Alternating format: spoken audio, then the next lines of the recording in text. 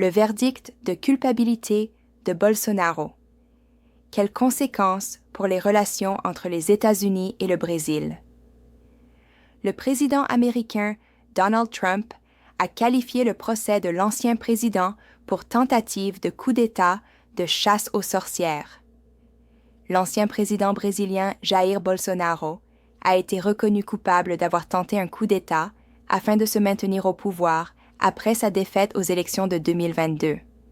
Jeudi, l'ancien dirigeant populiste a été reconnu coupable par 4 des 5 juges chargés d'examiner l'affaire devant la Cour suprême du Brésil pour les 5 chefs d'accusation qui pesaient contre lui, devenant ainsi le premier dirigeant brésilien à être reconnu coupable d'une tentative de renversement d'une élection.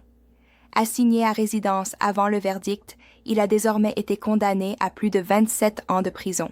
Ce procès historique a mis la plus grande économie d'Amérique latine sur les dents, les dizaines de milliers de partisans de Bolsonaro dénonçant les poursuites comme une chasse aux sorcières et réclamant sa libération. D'autres, en revanche, se sont mobilisés pour soutenir les poursuites et ont exigé l'arrestation officielle de Bolsonaro. Washington, D.C. a également suivi de près le procès, le président Donald Trump, proche allié de Bolsonaro, ayant clairement fait savoir qu'il était profondément opposé aux poursuites. Il a fait part de son mécontentement en annonçant en juillet l'imposition de droits de douane de 50% sur les produits brésiliens. Le 11 août, le Brésil a déposé une demande de médiation auprès de l'Organisation mondiale du commerce, se plaignant du niveau élevé des droits de douane. Le Brésil envisage également de poursuivre l'administration Trump devant un tribunal américain.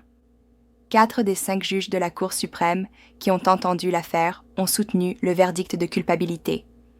Le 5e avait fait valoir que la Cour suprême n'était pas compétente pour juger cette affaire.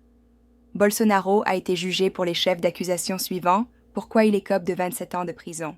L'avocat de Bolsonaro, Celso Villardi, a déclaré que la défense allait faire appel de la condamnation et de la peine devant les 11 juges de la Cour suprême.